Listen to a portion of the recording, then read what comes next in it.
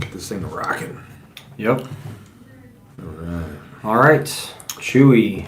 I got a frog in my throat. Ribbit. Let me see your mic. I want to make sure it's snug.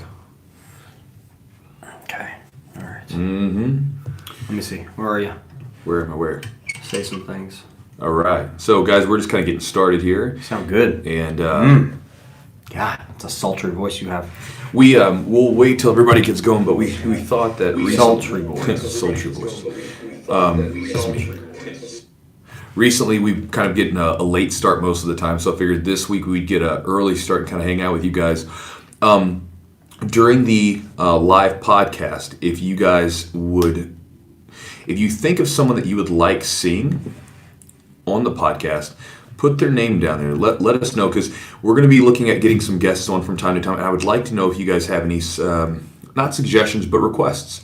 So if you guys think of someone that you would like to have on the podcast, just leave their name down below, and we'll get into this in just a second. Yeah, and it doesn't have to be jiu-jitsu, like a jiu-jitsu person. It could be anybody. It could be anything that you're interested in hearing about or speaking to. Speaking to.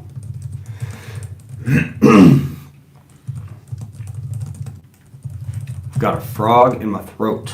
Froggies.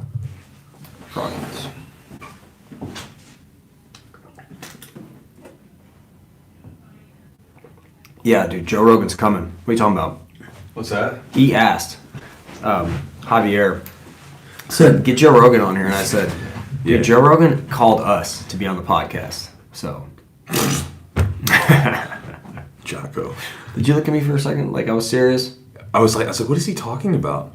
Jocko. Jocko on the podcast? God. I bet I could get Echo. I talk to Echo sometimes. Do you? Yeah, I talk to Echo sometimes online. So I bet I could get Echo. But Well, tell me about him. What is his background? I don't know. Who? Echo Charles.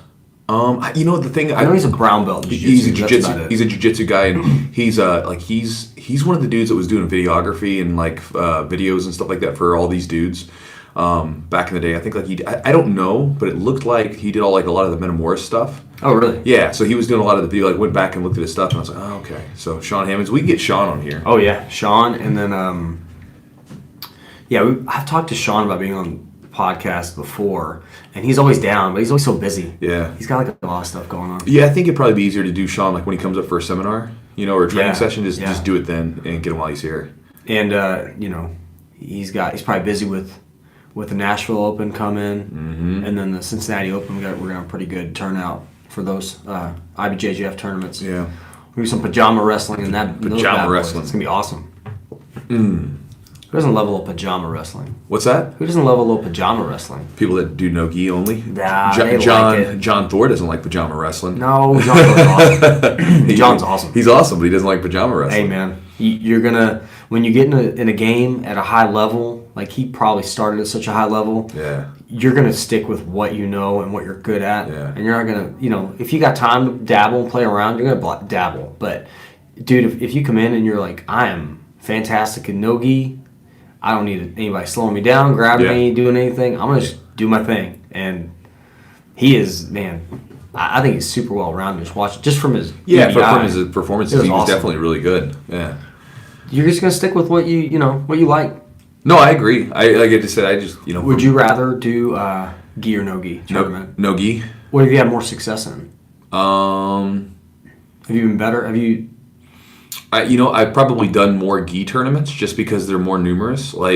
But I've done, I think, percentage-wise better in no gi. Okay. Like in no gi, I seem to perform better just because I'm all over the place, man. Like I like to move a lot, and when you when you're wearing a gi, you have basically you have a handle all over your body, and so it kind of slows some of my stuff down. It doesn't stop me, it just changes the dynamic. But if I had to choose, I would do no gi, but I'll do either or. I just thought of this, but maybe gi is probably better for older people. They say that. A lot of guys say that they like the gi more because they can slow things down. But I think that if you know how to use your grips, with the gi, you can hold people, or with the no-gi, you can hold people down. You can slow things down. Honestly, I'll tell you what, I feel like I get beat up more in the gi than I do the no-gi. Because, like, in the no-gi, man, like, guys are, I keep going back and forth. The gi, people can, like, wrap the lapel around. My friggin' hands take a beating. Like, if I do a no-gi session, I feel my shoulders don't, everything just doesn't hurt as much for me personally. But when I take that back, the only thing that hurts more when I do no-gi is my neck. Because guillotines. Yeah. Everybody's shooting for a guillotine darce. But when it comes to gi sessions, my whole body just seems to hurt more because I've got handles and people can kind of like crunch stuff up in a more unnatural motion. I think the neck probably because people are looking for more head control. Yeah, head control, guillotines. Because you can't use lapel, so you got head control, guillotines, darces, all that stuff. All right. So, guys, we're gonna go and get started. So, I wanted to start this one off because, I get a ton of questions from you guys, and it probably doesn't go, a day where I don't get a question about performance anxiety, like overcoming that so that you can compete well in competitions.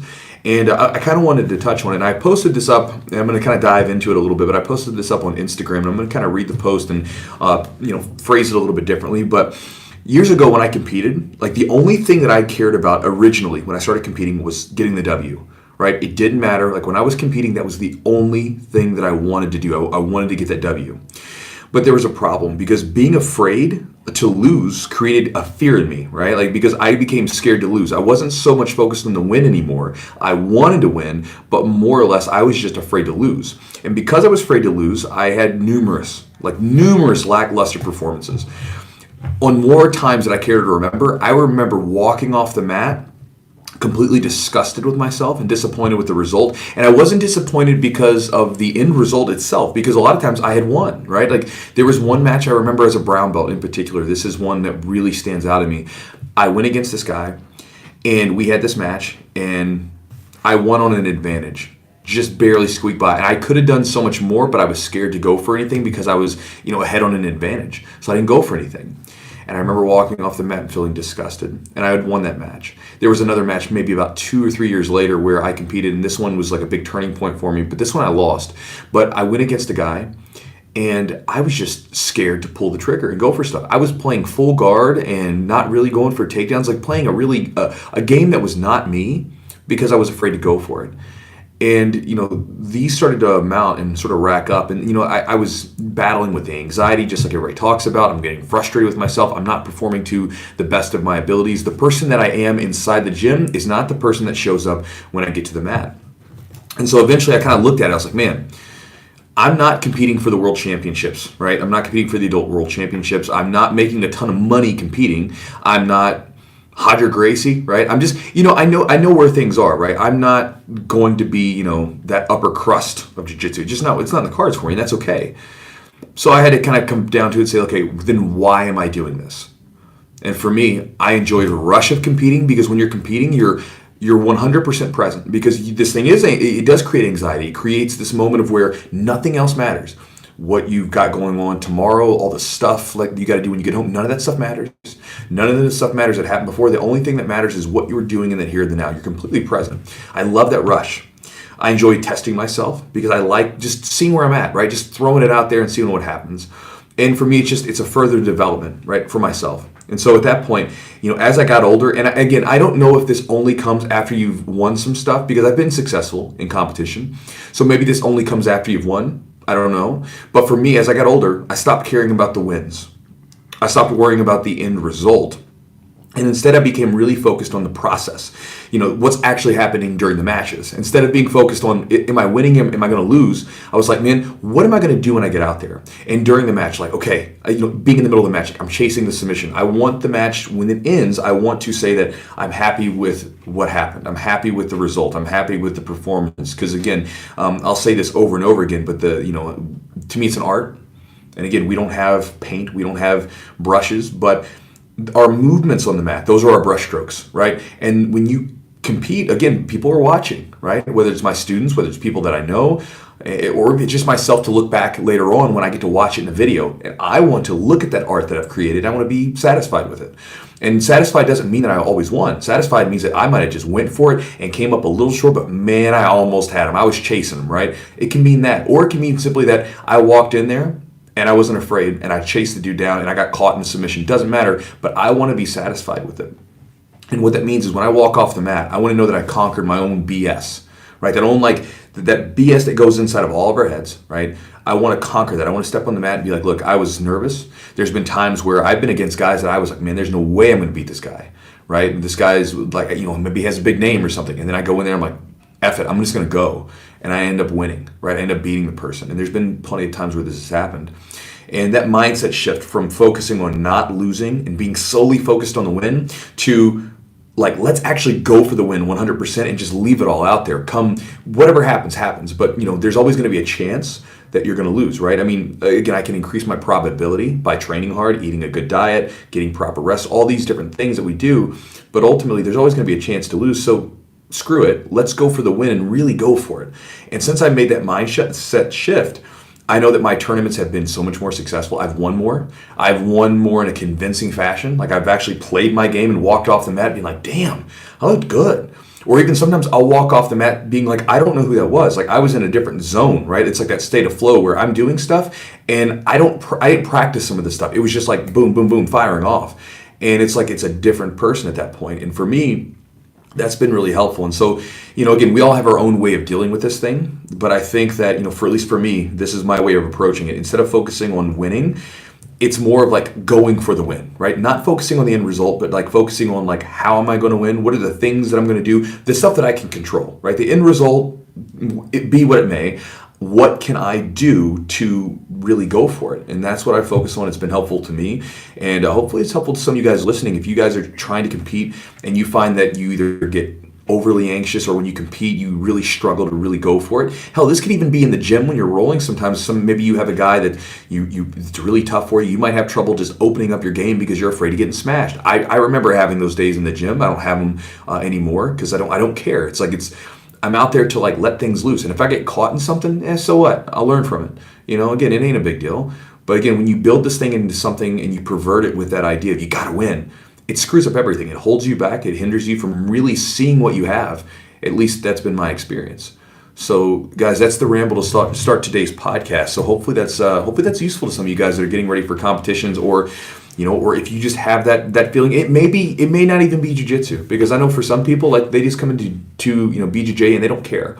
But maybe it's some other aspect of your life. Maybe you're an artist. Maybe you're a musical artist and your music is your thing, and you need that validation from other people or something, or because it's really what it is. It's validation. I won, so I'm validated. I won. I did good. I'm better, right? Mm-hmm. It could be. There's so many other aspects of our lives where the validation comes in and it creeps in, and it really gets in our way, because instead of really exercising our true abilities to really go for whatever it is we're going for, whether it's jiu-jitsu or something off the mat, we kind of get hindered by the validation thing, right? Instead of focusing on just like, what are we doing? What are we doing in the process? We're so focused on like, what's going to happen? What's the end result? What are they going to think of me? All that bullshit. So to me, it's about getting past that and just doing it. So, all right. Yeah. Wow.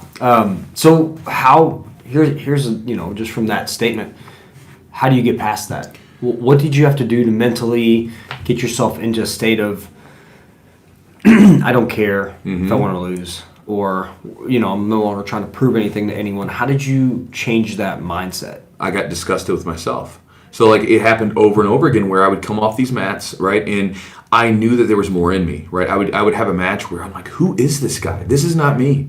Right, like like I said, whether I won or I lost, sometimes I'd have these matches where I just did not perform well, and you get sick and tired of being disgusted with yourself.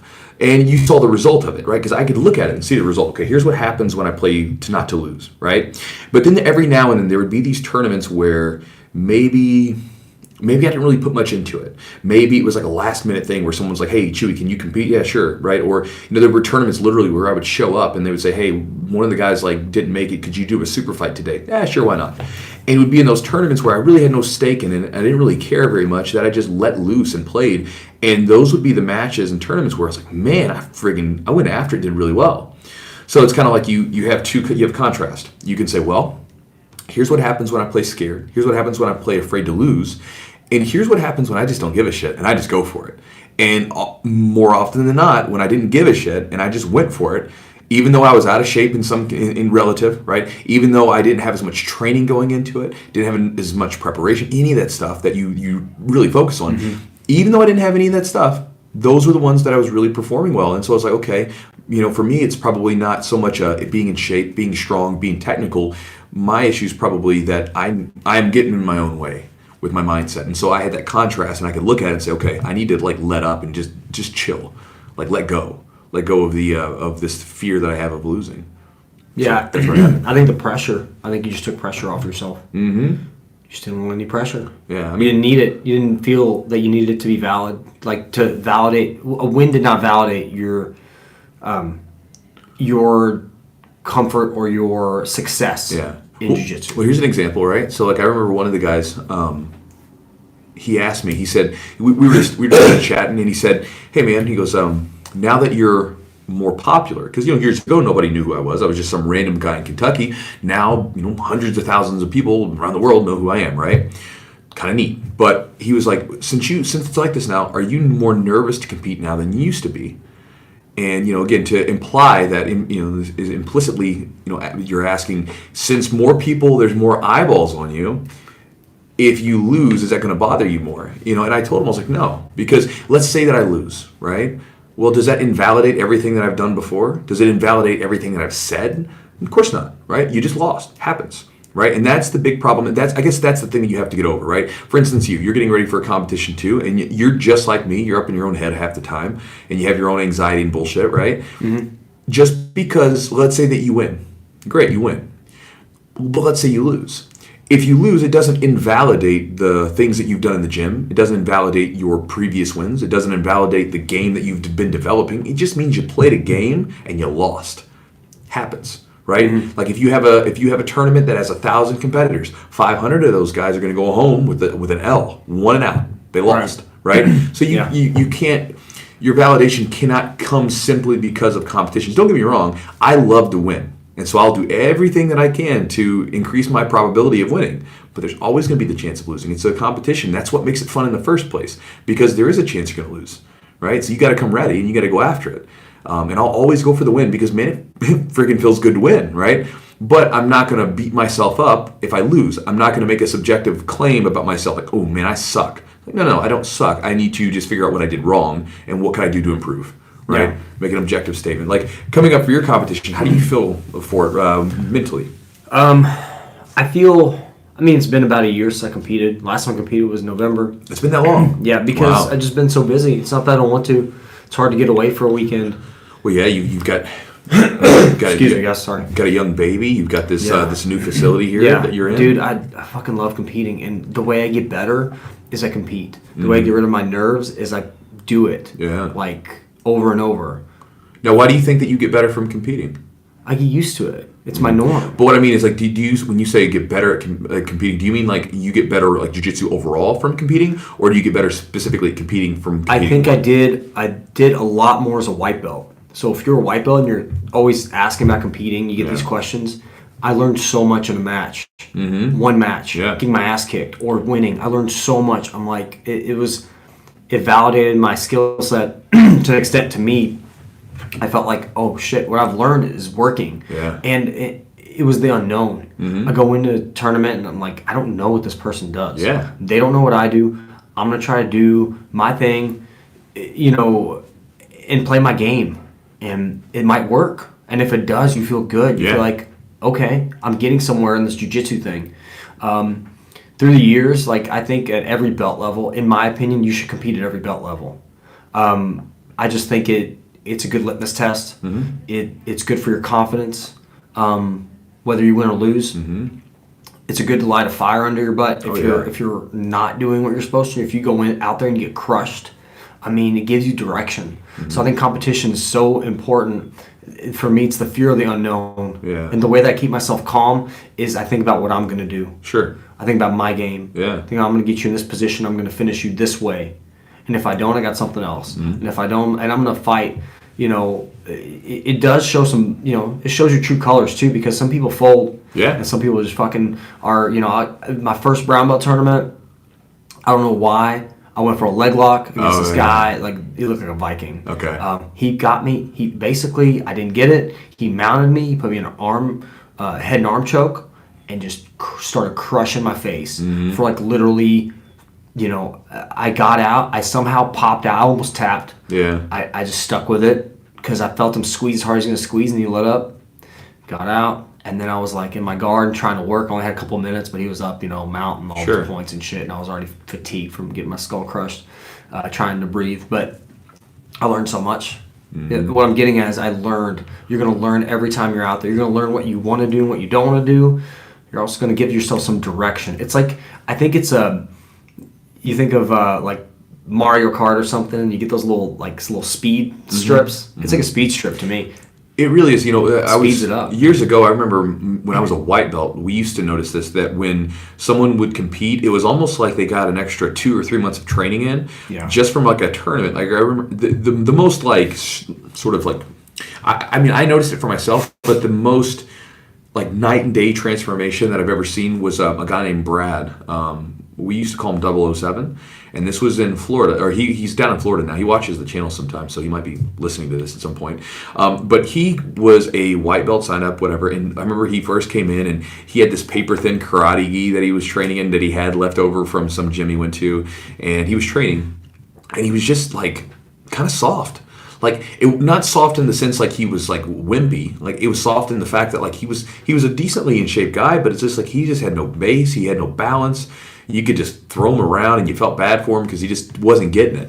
He went to a tournament and he did okay, like, compared to what our expectations were. The next week he came back, it was like a different person. Yeah. He literally had more grit to him. He was really holding positions. It was squeezing tighter, and it had made this big jump because he had seen some sort of new intensity that was available to him. But before he just hadn't had it available. And now he was like getting back from the competition. It was like completely different.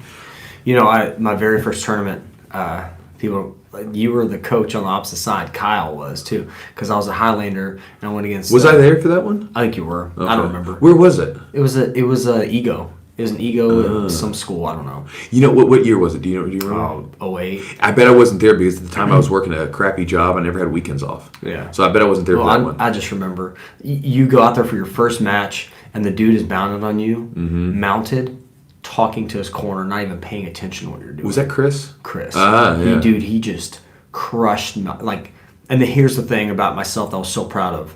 First match, he didn't submit me, but he beat me like 20-something to 0. Sure. And so they let us go. We were only 2 in our division. Let us go round robin. And I beat him like on points in the second one. And then I submitted in the third one. So you beat and him like, dude, happens. I was so terrified. Yeah. I threw up in my mouthpiece. Like I tell people all the time, like That's after the awesome. first match, I pulled my mouthpiece out and gave it to my dad because I was like puking. Ew. Yeah. I couldn't even open my hands. Yeah. I was gripping so tight. Mm-hmm. And like it was the scariest fucking thing I'd ever done. That's awesome. Like I was terrified. But for some reason, like I I didn't want to go. And the thing is, I didn't want to do the second match. See, I don't think terrified's the word. Terrified's maybe a word that we use because it's kind of a hard thing to like explain. It's a mixture of like fear and anticipation and like excitement. Like it's this. Dude, I was not excited at all. I was scared. I'm not screwing. Yeah. I was scared. Like I was literally out there like shaking. Like I remember when we clinched up, it felt like in a movie, slow motion. I could hear him breathing in my ear. I say this all the time. I'll never forget. I've never forgotten that since my very first time. But isn't that funny that you're terrified to do something that you do on a weekly basis with your training? I'm not terrified anymore. Well, no. But I mean, like but like think about that. Like, so you already train in the gym all the time, right?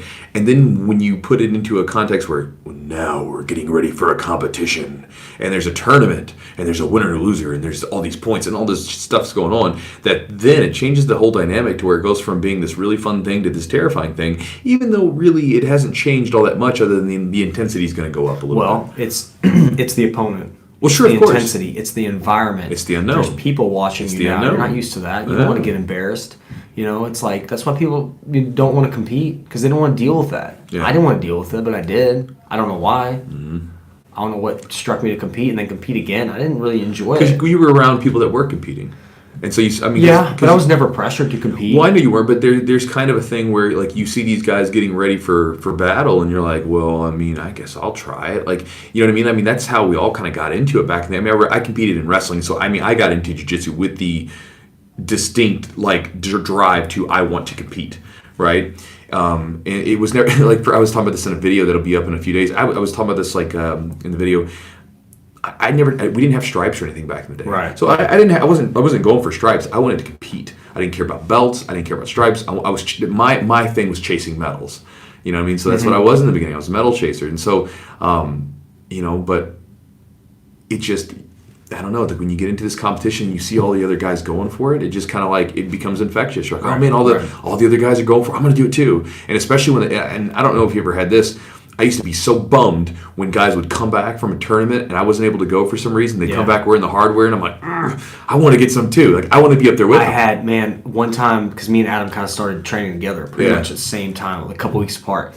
He went to a tournament or something and like didn't even tell me he was going. He would do that stuff. He'd go and like, because he wanted to test himself. He does that now. He didn't want anybody to know. Adam does that stuff now. He does. He went down to the Atlanta tournament. I didn't even know until like the week of. I was like, you asshole, you didn't tell me anything. I want to go. Like, now you got this experience and this competition and like the stuff, and I'm jealous of, I was like, oh my God, like you did this stuff.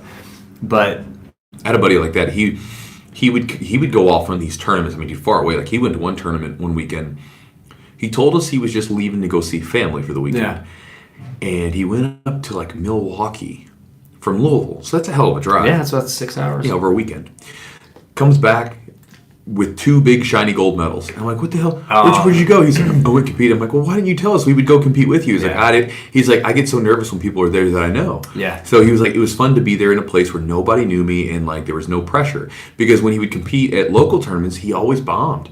Yeah. Because he was so nervous about it, you know what I mean? Yeah. But he would go compete as this anonymous person, and it was fine. Yeah. You know? And guys, don't get me wrong. Like, if you don't compete and it's not your thing, there's nothing wrong with that. That's like, jiu-jitsu is it's your path, your journey. Like, there's nothing wrong with you competing, and nobody should make you compete, or you shouldn't feel compelled that you have to compete to get to a belt rank. It's not, that's part of certain people's jiu-jitsu. It's not part of some other people's. No, I don't believe that I don't think belt judgments, because I've seen some of them before where they will not promote someone unless they get to this, until they get some title or something, or some certain amount of wins as a particular belt. I don't think that competitions should be the reason why you get promoted. Yeah. It's it's a part of jiu-jitsu, but you're not doing competitions. You're not doing jiu-jitsu solely to compete. I mean, I guess maybe you might, but some people, I guess they do. But to me, it's like there's so much more to it. I think it's a facet of jiu-jitsu, right? It's a facet. It's one of the reasons why I like being a part of jiu-jitsu, but it's not the only reason. And I think that, again, you should be able to explore the thing in your own terms and not feel pressured to have to, I got to do this because coach says that if I don't. It's the same thing with seminars. You'll see people like get pressured into like seminars where they're at gyms. These are at gyms like where maybe they don't compete. And I see this all the time. Guys said they if they don't go to the seminar, they'll get put on the blacklist essentially. What? And the coach shuns them a little bit and starts to become stingy with promotions. Yeah. And so they say they feel pressured to go to these seminars because otherwise they won't get promoted. So I think that kind of stuff's silly, Dude, I honestly I competed because I wanted to make sure I know I got the belt or whatever. I got a blue belt or a purple belt, and I want to compete to see how I stack up. Mm-hmm. And also, it gave me direction, and it gave me a goal, and it kept me sharp.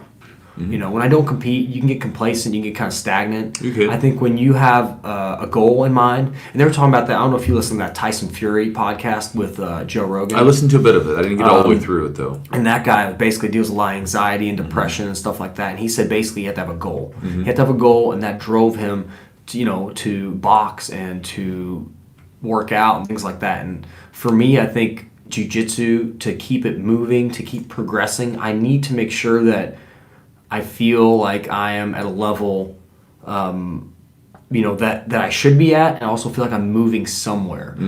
Because as a younger belt, I got so much. Like I said, I learned, it gave me direction. Like, I get my guard pass. And I say, okay, I got to work on grips or guard retention or transitions, whatever it is.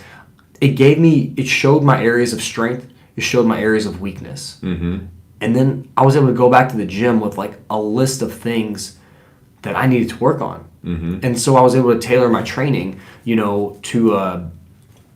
a certain, to work on those weaknesses. Mm-hmm. You do it all the time. We have guys go to a tournament. Mm-hmm. And you're like, guys, this is what I saw. We're going to, the next couple of weeks, we're going to work on these type of things because this is what I saw consistently at this tournament.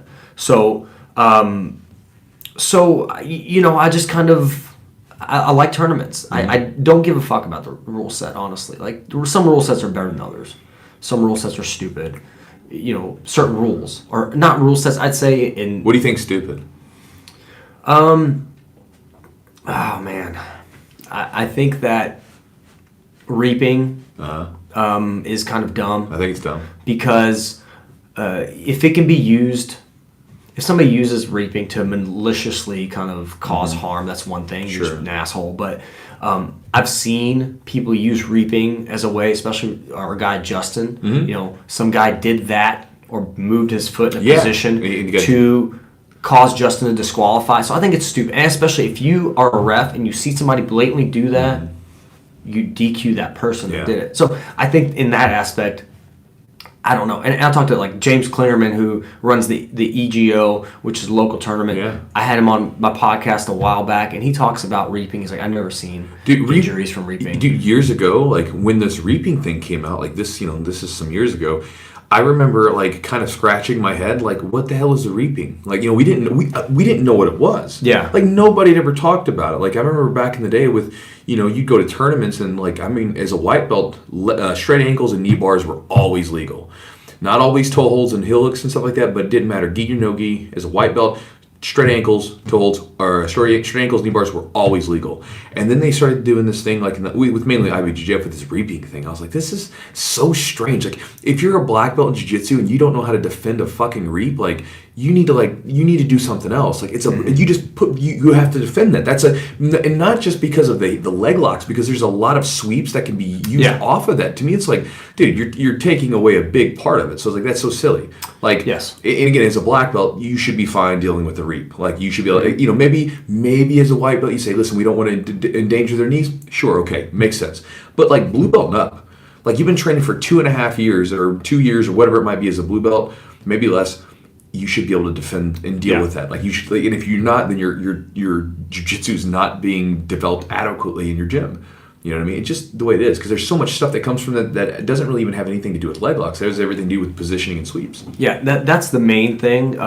Again, in no-gi, there should be some ankle locks that should be, or foot locks, things like that. That should be, I think, you have to progress with the times. And that's the direction of jiu-jitsu. But the funny thing is that as the times, none of these laws that were in these tournaments now, they were never a thing. Like, I would go to tournaments and, like, whatever you wanted to do was pretty much okay. This has only become a thing recently, where then they want to, like, start adding in rules and stuff. Because back then, like, it's not like as if these things were always banned. They got banned at a certain point because for some reason they wanted to ban them. But I remember, like I said, from white to brown belt, none of these rules that they have were a part of anything. I remember going to tournaments and you just grab, it didn't matter. Now, IBJJF always had their rules, but like they weren't the big dog in the show. Yeah. Now, whereas they're kind of the big show when it comes to, especially gi grappling, right? They're the big show for a lot of big gi grappling tournaments. And so, but to me, it's like, why? Like, you know what I mean? I understand it puts tension in the knees, but you know what? Like an arm bar puts tension on the damn arm. Like jiu-jitsu is a whole battle of joint locks and manipulation and putting tension onto joints and body parts. Yeah. Like, we're going to say that one way of manipulating the body is worse than another? Like, it just... I would say yes, just because of severity. I think that if you can compare the elbow and the knee joints, there's more going on. I feel like, But how many times? But I mean, how many times have you seen someone get their knee jacked up from just some weird way they step? There's just. It's a combat sport, and if you're not willing to listen, if you guys are listening to this, injuries are a part of a combat sport. There's no way you can get around that. Like you're playing around with taking each other's limbs home. Yeah. Accidents happen. Hell, if you just live your life and not do any combat sport, and you just do some sort of regular exercise, you're going to get injured at some point. It's just the way it is. Your body's in a constant state of decay. Like, welcome to being alive. Like, your body's going to break down eventually, and you're going to kick the bucket. But it's like, but to me, it's like, if you're going to do a combat sport, you can't say, well, I really want to do it, but this one's just too much now. Like, there's just too much pressure on this knee now. Like, it's like, come on, man. Like, we're saying we can rip apart everything else, but this one way of putting pressure on the side of the knee, that's just, we've gone too far. Like, it's like, I just don't buy it. But where do you draw the line? Huh? Where do you draw? I think that it depends on the intention, and I will get back to rule set. We're getting a little off topic, but it depends on the intention. Is the intention to protect people, or is the intention to keep certain type of grapplers or certain type of jiu-jitsu players out, or not giving them the opportunity to be successful at a tournament like that, or taking away some of their weapons? Yeah, I think it's about taking certain people's weapons away. I mean, maybe. Who knows? I just think that, it's again, like, why do you start making all these rules? But then we can get into, like, damn 50-50 positions and tug on. It's like, there's just certain things that, like, I don't understand, like, why certain things are, focused on more than others. Yeah. I mean, anyway. Bottom line, the IBJJF is around. They're not going anywhere. It's a good tournament. They do a great job. By the way, I love their tournaments, and I'll continue to do them. Exactly. I'm ragging on them, and I have my own problems with the IBJJF, but when you compare them to the state of what tournaments, there are a lot of good regional tournaments now, but I remember back in the day when you would go to some of the big tournaments, right? Tournaments that would bring big names, they used to be the most awfully ran things. I remember going to this one tournament that was like the biggest tournament this side of the Mississippi. It was the Arnold Classic. Right. It was back 2004, 2005. You would go there and it was a shit show. Because, I mean, dude, I was a white belt and my matches were slated to go at 6. I didn't start competing until close to 10 o'clock at night. My open division was at like midnight or 1 o'clock. Yeah. Like, bro, like it was a complete mess. And then the next day, we were supposed to be there at like, I think the start time was around 10. So you have this hall full of competitors sitting out in front of this room, right? Doors locked. Just waiting for this room to open. The people that were running the tournament stroll in, around 12 o'clock, 2 hours late. Oh, hey guys, what's up? Yeah, we decided to start the tournament a little late. Nobody told us. At least with the IBJJF, like I said, there's things that I don't like about it, but it's constructive criticism more than it is. I don't want to throw the baby out with the bathwater. I like the tournament, right? They do a good job. But it's one of those things where, like, they run a good tournament. If they say, hey, listen, you're going to be up at 2 o'clock, you're probably going to be close up to around 2 o'clock, give or take 15 minutes. Pretty damn good.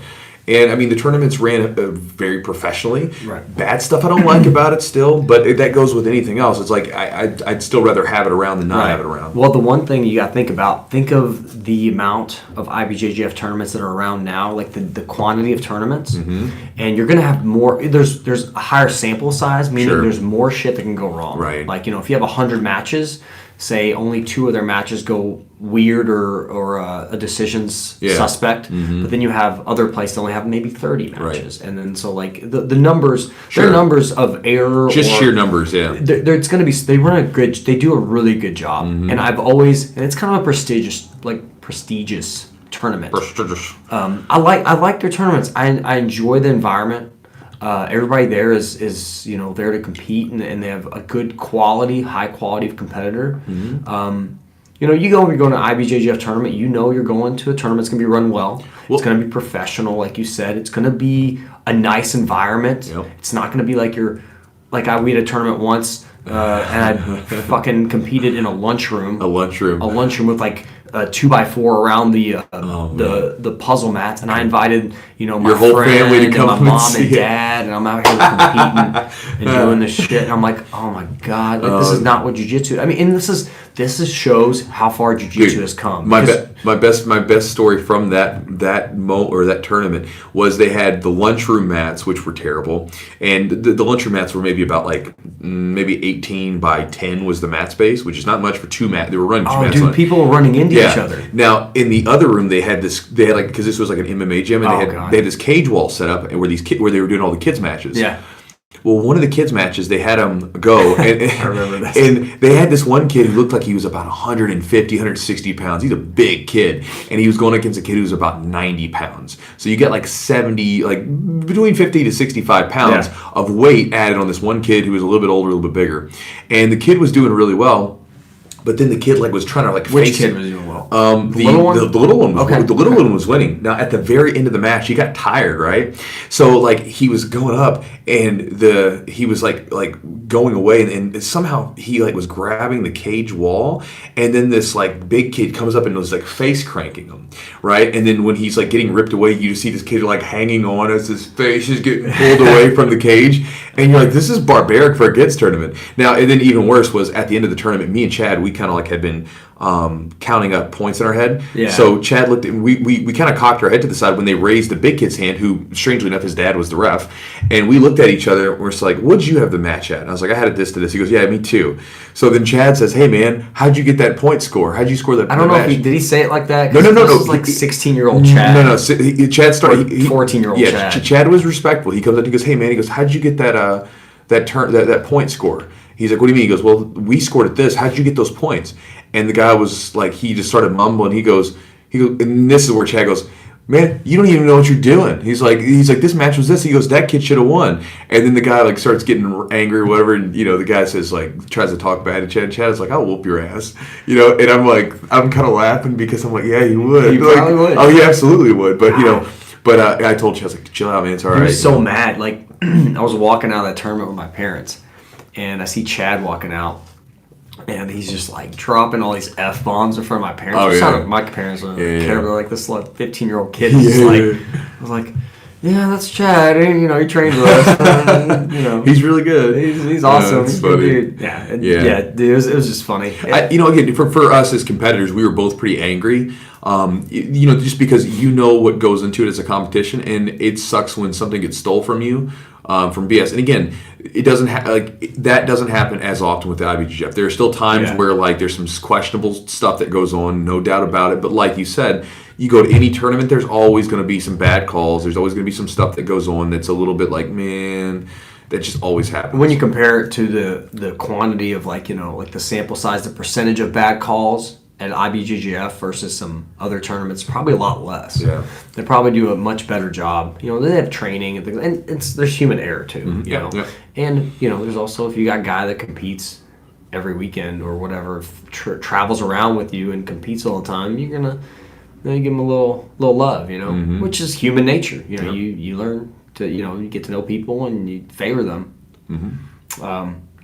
Yeah, but tournament-wise, so you've got ADCC coming up. Yeah, trials. ADCC trials, North American trials. Mm-hmm. So what's been going on with your prep for that? How are you feeling? I feel fine. Nothing's different. I like going back to the post and stuff that I shared earlier. The only thing I've really done is maybe added a few extra no-gi classes. That's about it. That's all I did, really. I mean, I like the way my life's going right now, and I don't really feel like changing it, and I'm doing the tournament just because. Why not? I won the no-gi pans, felt pretty good, and, felt pretty damn good in the tournament, and, a bunch of the students were like, man, you should do it. I'm like, all right, I'll go do it. They kind of like, Nick Babone especially was kind of like egging me on. He's like, come on, man, what are you doing? Go out there and do it. So I was like, yeah, why not? Let's go sign up. So the ADCC is been around for a long time. Also very prestigious, very... ADCC is to me the most prestigious. Like the ADCC World Championship is the Olympics of no-gi grappling, bar none. I mean, you cannot say that it's not, because the best dudes win that tournament, and it has the most money given out to some of these guys. So it's like, I mean, it's been around forever, and it's the one where that's the one. It's the Olympics of every 2 years. Those guys get together, and you see who the best grapplers in the world are. It's submission grappling, and that's what you get. Well, let's talk. Why is it the best? Let's talk rule set. Let's talk. I'm not talking about rule set. Let's just talk everything. Why is it the best? Why is it the because best? the highest caliber. Highest caliber, most money. I don't know what the money is now, but they used to give away the most money of any jiu-jitsu tournament. So if you were if you were one of the best grapplers in the world, and you wanted to go make some money, where are you going to go? And when you look at the guys that win that thing time and time again, it's some of the best guys in the world, right? I'm not saying that there aren't guys in there that maybe would struggle in the gi or something, but you see guys like Marcelo Garcia, right? You see guys like Dean Lister won the open weight years ago. You've seen like Salo, Shanji. You see, dude, the best dudes. Like, don't get me wrong, some of these guys could lose in other matches, but you see some of the best guys, Felipe Pina, Gordon Ryan. Tell me Gordon Ryan and those guys are not some of the Felipe Pina and Gordon Ryan are not some of the best grapplers in their weight division. Those two are doesn't matter what awesome. doesn't matter what event you put them in, they're going to be monsters. Craig Jones, you get the most because again, it comes down to like, hey, like grapplers, we have this big pay here. And it also has the prestige because back in the days where grappling was not really this big thing, which it is now, relative, right? It was the one tournament that you could guarantee where everybody would come out because they were giving away good prize money, right? Because back in the day, like the prize money, like you'd see these big tournaments, and a big tournament was like $1,000 to $3,000. Mm-hmm. Oh shit, $3,000 was big money back then. They're giving away so much more than that, man. Like 10 plus times that, right? I want to say it's like, anywhere from, I remember like the open weight, I thought it was like 75 grand years ago. Whoa. It's this oil money, right? It's like chic. You're like, hey, like, because back in the day it used to be in Abu Dhabi. So they're like, hey, we're going to have this tournament, come in and I'll pay you guys some oil money. Was it Abu Dhabi Combat Championship? Was that? Some Abu Dhabi Combat Club, whatever. So, let's talk about rule sets. So there's different matches. And now there's no belt ranks. No belt ranks, no age divisions. So Age, just weight. just weight. Just weight. So do you remember exactly what the weight divisions are? Yeah, so there's 99 kilos and up.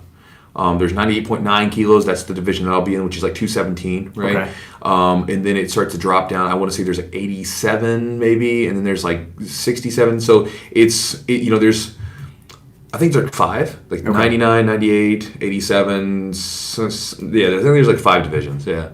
So how big are do they have a limit to how many people can I don't know. register? Are there any limitations on registration? Like, do you have to be a certain experience level? You can be a white belt. I don't know that there's any white belts. There might be, but I've seen blue belts, purple belts, and brown belts and black belts. In this upcoming trial. Yeah, when I was looking at the and they're all together. All together, yeah. Okay, and that's kind of neat. Yeah. You've got some of these purple belts that maybe are winning everything at their, they're going up against some of these guys that are. And the thing with purple belts is they can have certain techniques that are black belt level. Absolutely. And then they can catch you in their game, and then you're in deep shit. Right. Well, and as you know, again, the belt is just a representation of, like, a subjective representation of what that gym requires as a purple belt, right? Purple belt can mean a ton of different things to different gyms. It's subjective. But, what comes out is the truth, which is the grappling. And so it's like if you, as a competitor, you don't necessarily have to be the most technical. You don't have to be the best jiu-jitsu practitioner necessarily. You can just have a really damn good game plan for that point set, and you can beat someone that maybe has more, weapons in their arsenal, or is a better teacher, or is whatever it is. Like, there's so many things that you can say as far as what judges a better person. But as far as being a competitor, it's about who executes their game plan the best. Mm-hmm. And their game plan also might be dependent upon, like, what's the rule set. Okay. You know what I mean? Because, again, you get into a certain rule set. Like, Abu Dhabi really favors once the points come into it. Because, for instance, the trial rounds, it's going to be 6-minute matches in the qualifiers rounds. And then at the finals, 8 minutes. And those are split up for half and half with no points and points. So the first, half of the match is no points. And then the second half is points. Now if you pull guard, they penalize you, is that correct? In the points round, yes. Only in the points? Only in the points round, yeah. You don't get penalized during no points. But during points, you'll get penalized for pulling guard. So you better go for it. Again, you get like a negative point. Right. And there's some other things, like if you take someone down cleanly, you take them down and you pass the side control or dominant position, you get 4 points instead of 2. If you sweep someone to a dominant position, you gain the same thing, So it's there's a couple different rules. The rules are a little bit different. They tend to favor people that are a little bit more top oriented, but it doesn't mean that it's not that big of a deal, because you still see guys pull guard and just go for it. And I think that with a 6-minute rules or a 6-minute match, you're going to see some exciting matches this weekend, because, 6 minutes is not a long time. So that means you and another guy can just fucking open up and go, which I like. I think that, honestly, with a lot of tournaments where they do 10-minute matches, it just, I think it's a terrible idea. It makes for snooze fests, right? Not very many people can go toe-to-toe, especially multiple matches over and over and over. Like one match, maybe, no problem. But multiple matches, 10 minutes... You can't go for that long. Not like you have two grapplers that go 100% with each other for 10 minutes. They're going to putter out, especially if they have multiple matches. But I think that if you say we have 6 minutes, 7 minutes, whatever, 6 to 7 minutes, I think that almost most high level grapplers can go at that speed full throttle.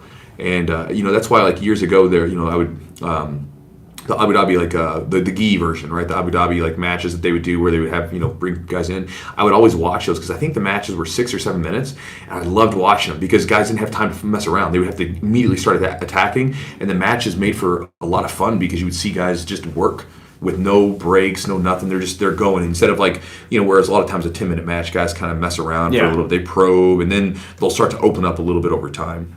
Huh.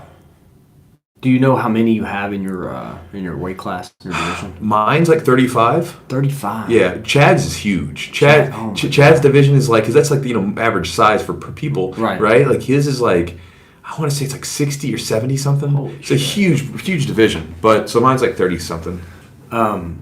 So as far as so what's your prep work been? You said you've just kind of been doing the same thing. Have you made any tweaks? Are you trying to slim up, cut your diet, change your diet? My diet's been improved. I've made sure that I haven't been eating any junk.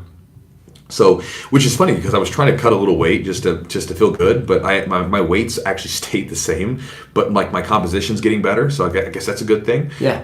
But the diet's been really clean. I mean, lean meats, vegetables, moderate amounts of carbohydrates around workouts, and then no junk, no bullshit. So.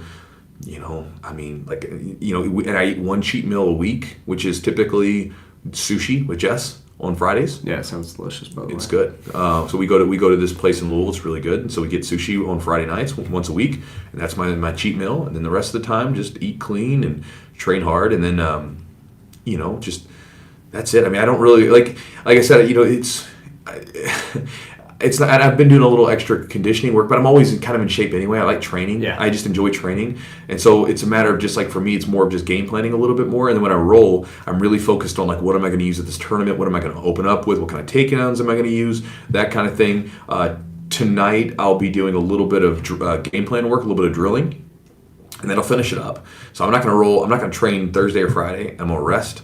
And I'm going to go in there ready to go on Saturday. I'll probably stretch some and move around a little bit to loosen the body up, but no training for now. So what's your tournament day look like? Well, take us from getting up in the morning to tournament time right before your first match. Because once you're in the matches and stuff, you're kind of just staying loose, and it depends on how many you have. But so you wake up. What time you like to get up for a tournament? Depends. The tournament this weekend is, I think they start the weigh-ins from 8 to 9. Matches start at 10. So I'll probably wake up around 6, which is kind of normal time to wake up, 6:30. And I'll probably start off with breakfast and journaling. I always like to journal where I'm at before the match and after the match whenever I do a competition. And then eat some food. What do you like to eat? Whatever I've been eating. People ask that question. That's a really, people. Well, you don't want to feel heavy. You don't want to feel hungry. You Yeah. want to feel like you have good energy. So I think that's really important. And also, so a lot of people are nervous. They can't keep a lot of food down. So you want to make it count. If you do eat something. For me, so that's the thing that people ask is, what do you eat before matches? To me, first off, if you're eating foods that make you heavy and make you sleepy and don't give you energy, why would you eat them? Like during the week, I don't eat even if I'm not really hardcore on my diet, I will not eat any bullshit before nighttime or before after training or before the weekends. Because during the week, man, I've got stuff to do. I've got to train people. I got to work on the businesses and stuff what's going on. I don't have time to feel sleepy because I had to go eat a big bowl of pasta. If it makes me feel bad, I don't eat it. It's simple as that. So I'll eat the same stuff that I've been eating, which is typically I wake up in the morning, I have my eggs and I have some fruit. Right, like eggs, fruit, and some sort of greens. Yeah. You know what I mean? I might add a little bit of extra carbohydrates for the tournament day, a little bit less protein. Go a little less protein, a little bit more carbohydrates, but I'm not going to change it that much. It's going to be the same food that I've been eating because I don't want to shock my system the day of with, hey, we're going to eat this thing now you've never eaten before, and now get ready. Your freaking body's going to be like, what the hell did you just do, asshole? So I eat the same stuff. And again, for people that are watching, if you have foods in your life that you're eating, I'm just sharing this with you. Why eat them if they make you feel bad? You'll hear people like, oh man, I'm tired. I went to lunch and I had a big bowl of pasta. I don't want to go to sleep. Why eat it? If it makes you feel bad, why? It's like you're feeding yourself poison then. It's like, why would you do it? It's like I don't drink unless I drink maybe once a week, one drink or two, maybe two. That's it. Because I don't want to drink all the time because it makes me feel bad. I'm not going to drink and give myself a hangover. I'm not going to drink and feel crappy. Like, why? It's not conducive to what my life to look like. So, sorry, ramble. But so I'll eat that, whatever I've been eating. I'll get up, then go to the tournament, weigh in, and I'm not cutting weight for it.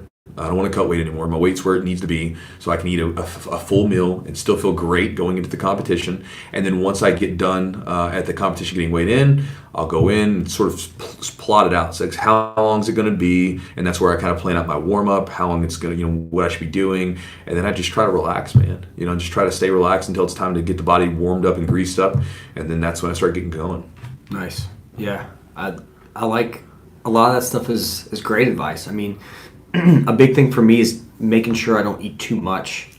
I don't want to feel like I've got heartburn or something like that. Yeah. Or I feel like just kind of like I have to. But if you eat foods that you're normally eating, do you feel like you get heartburn? It depends on when I eat. Depends on when I eat. If I gotta space it out, and for this, of course. I mean, I'm not going to eat like an hour before. No. But dude, I sometimes have to eat like 5 hours, 4 hours before. I can eat something like a little protein bar or something before I go train, but I try to keep it pretty light. And now, this tournament's a week away, and I've never cut. I've been kind of like under the weather a little bit past couple of weeks. You guys can probably tell my voice is a little bit. That sounds kind of funny, but I've just been low on my weight's been low, and it's been like low to the point where if I put a gi on and I do middleweight, I would be at like the lower end. Yeah. Maybe I'd be 3-4 pounds, into the. So I'd be like 173, 174. You were saying protein bar, like. One of the things I'll just tell people is I don't like to eat bars before training because a lot of times bars have some weird shit in them. And like for me, like it's the like for instance, a lot of the protein bars will have sugar alcohols and stuff in them. Okay. And they can be hard to digest and they can really fuck my belly up. So like I stick to if I'm gonna, for instance, if I'm gonna go train, I try to focus on like stuff that's really easy for my stomach to digest. Yeah. So like easy to digest fruits, berries. You know what I mean? If I want to eat some sort of protein, like I can eat a little bit of protein that comes from like red meat or something like that. Like I can eat red meat, some cooked spinach and like some blueberries. Right. And I'll feel fucking ready to go in like 30 minutes. Yeah, I like an apple. I'll eat an apple stuff before. The protein bar that I get is actually, it's not really heavy. It's called Power Crunch. It's almost like a wafer. Yeah. I was like, but it probably does have some sugar in it. But it's not the sugars, it's the sugar alcohols. Like your body will assimilate the sugars. Having sugars before a workout's fine. That's perfect. Yeah. But it's a lot of times they put sugar alcohols in so that it doesn't have a higher sugar content. Okay. And so a lot of times those are not easy on the belly. Yeah. Like if you for instance, I remember there's different like supplements that I would take, or there's different candies and stuff that are even out there. And if you take those damn things, dude, they'll like blow your butthole up. Yeah. Because they're just full of sugar alcohols. Before a workout, you'd be better off just to eat something with that's loaded with sugar and just get a jolt from it and go. You know what I mean? Like, because you can get away with it if it's like right before hard training. You have to train hard. You can't just eat a bunch of sugars from sweeteners and whatever and then think you're going to get away with it. Like maybe before, after training, during training, that time period, that's when you can get that stuff in. Especially after training when you're fresh out, but even before if you need a little extra energy. But I like to stay away from stuff that has like those sugar alcohols, just because it can just tear up your belly. Yeah, yeah. Sometimes I've eaten that, and I've eaten some like sweet potatoes and an apple or whatever, like something, a little bit of meat, maybe something. Nothing really. The main thing is like if I eat something really spicy, it'll give me some heartburn. Oh, of course, I'm not eating spicy food before and I can't be going, flipping upside down and whatnot. But so I'm gonna try to cut some weight, and I've been asking my wife about it because she used to do some. Yeah, she was big into like bodybuilding and stuff. Yeah, she was lean as can be. She's like, you need to drink a bunch of water and all this stuff, and then start cutting water, just to filter. My kidneys will filter out more fluid. Yep. But I've just been kind of trying to keep up with my cardio a little bit, just because I feel like I need that. Right now, I haven't been able to train as much. I've been a little bit under the weather, and so I was like, there's no point in me just eating a bunch and putting on some. I just don't feel like I'm going to feel as strong. I think I'd rather feel a little stronger, and I still feel fast. I feel fast for probably a lighter weight class too. Yeah, I'm excited about it. I've never done it, so it's something different. You'll be probably a lot taller and lankier for this division, which will be nice for you with your game plan to go against someone where you'll have a size and sort of a height advantage. Yeah, I've always been like the smaller guy. Yeah. Always. And strength wise, I feel pretty good. But some people, man, I'm surprised, at a tournament, like how strong some guys feel. Yeah. But you don't know what they think of you. Because there's been times where I felt someone and I thought that they were really strong, and then they would afterwards tell me, God, dude, you felt strong. Say the same thing to me. Hey, just the way it is. Yeah. You know what I mean? It's just feeling somebody different. Yeah, so I'm excited about it. It's good. It's been a while. Like I think, like I said, the main thing for me to compete, to feel comfortable, is to compete consistently. Yeah. And I haven't been able to do that, but I'm gonna go out there and it's something that's close to the house, and I can get away for a day and do Get away it. and come back. Yeah, I'm pretty pumped about it. So is there any, let me ask you this. So for anybody out there that is interested in cutting some weight. Yeah. Now, it's not the best idea because you weigh in literally right before you go out there. Depends on the tournament, yeah. IBJJF. For IBJJF, yeah. But what do you think are some do's and don'ts for cutting weight? Okay. So here's what I would say first. Like, I'll jump around on this in a little bit. First off, we'll break them up. Same day weigh-in, and we'll kind of consider it like an IBJJF where it's right before. Yeah. Or even like what I'm doing this weekend, which you get maybe like an hour before. Like you get an hour afterwards. Okay, so it's day of still. Day of still. Versus a day before. Day before you can get away with a lot more. A lot more weight, and you can mess up a little bit and not be as strict because you can get away with more, and you can do a water cut. Meaning you overhydrate yourself. And then you typically drop the water out. You basically piss it. You can sauna sit, whatever you need to do, cut that weight, and then boom. But I think that honestly, most people would benefit from not doing that kind of water cut, and instead really focusing on eating a really friggin' good diet. Because one, you're going to feel better just from your way your body's performing in the gym. You're going to lose weight. You're going to look sexier with your clothes off, which is all going to be good things. And on top of that, you're going to be dropping some weight. And the reason I say this is because a lot of jiu-jitsu guys get into jiu-jitsu because they don't like working out. How many people have you met that got into jiu-jitsu and they eat terrible foods, whatever, but they just add in a little exercise and they start losing weight, right? Yeah. Okay, well then they say, well, I want to go to this tournament. I want to cut some weight. Okay, well, let's clean that diet up first. Let's get down to a reasonable weight. And honestly, I think for most people, it would be best to, let's say that you're competing and the weight class is 168, okay? Well, get to that weight class to where you feel comfortable at that weight rolling in the gym beforehand. Nice. Because then you're just going to go in at whatever you're comfortable, especially if you've got to like step on the scale just before you compete. You want to, this is my idea. Again, there are people that are high-end competitors that will cut a little bit of weight and stuff like that, and go ahead. But especially if you're like an average competitor, or if you're someone like me that just doesn't want to cut weight anymore, I'm an asshole when I'm hungry, and I don't want to have to worry about, am I on weight, am I off weight? I just want to be able to walk in that gymnasium, and I want to be able to I'm going to step on the scale, I'm going to be good. So that might involve me having to cut out some carbohydrates and sort of shed some body fat early, before, like weeks out, right? So this way, like my weight's at 168 beforehand, and I get like a week or a week and a half, maybe 2 weeks at that weight to sit and feel comfortable, right? So this way I don't feel like I'm draining myself. This way I don't go into the match, because I've done it before where I did a cut down to a weight at an IBJJF tournament. It was my very first one, and I felt terrible. I went against the guy and I just did so poorly. Like I just didn't have any gas. I didn't have any giddy up out of myself. And it was on my mind. Like instead of being like able to focus on the tournament and competing, I was worried like, man, okay, I hope I make weight, hope I make weight, hope I make weight. And I think that take out that variable. Just like, look, get your weight where it needs to be beforehand. Be able to get up in the morning, eat a meal, relax, feel good, and then just go out there and just go after it. And I think that for most people, they make too big of a deal of competitions with weight classes. If you're close to the bottom end of it, drop down and go for it. But some people will try to do these big cuts. I'm like, bro, like how often do you roll in a weight class inside the gym? It don't happen that often. You're probably all over the place. The only person that I guess that maybe would be the heavyweight. He's always rolling. He's just where he's at. But like most guys are rolling with people of all sorts of different weights.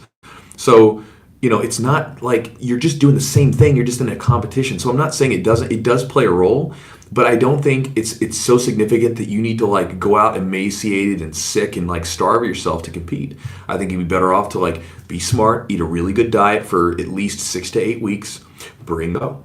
Then you just do it. Mm-hmm. And I think that's a better idea. And you can accomplish that with a little bit of extra cardio, a little bit more training, cutting out junk food, no fast food, right. Eating whole foods that you actually have to make single ingredient whole foods, meaning like it's an apple, it's some red meat, it's beef, it's whatever it is, right? And then, I think that a lot of people could cut out like processed carbohydrates and probably lose some weight, like pastas, breads, things like that. Cut that stuff out. You'll probably notice from my experience, you'll notice that when your weight drops, your stomach gets a little bit smaller, and you'll probably notice that your hands, your whatever joints are a little bit inflamed, don't hurt as much anymore. Like if I go eat a big bowl of pasta, man, my belly, like we were talking about this yesterday, and I'm getting all over the place today. I just drink coffee.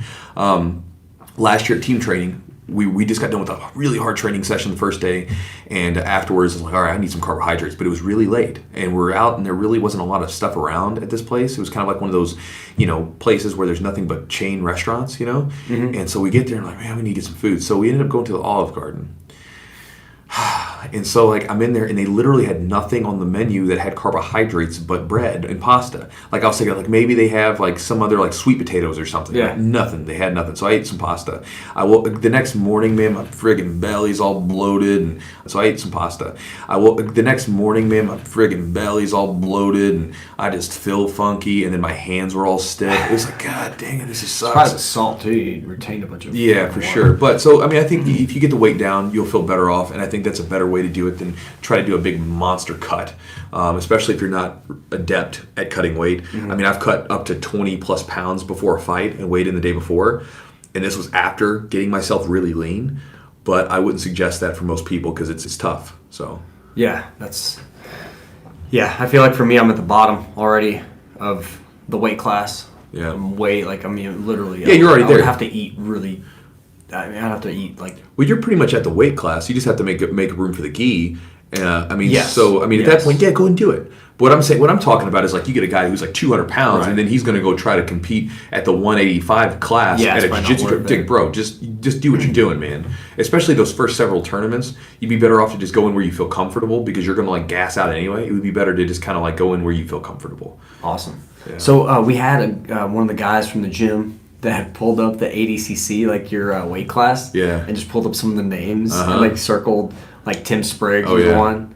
How do I was curious as far as when you see names like that, if you guys don't know who Tim Spriggs is, go look him up. He's 'cause a monster. He's awesome. He whooped my ass last time in the gi. So, it ain't last time, baby. Well, I know.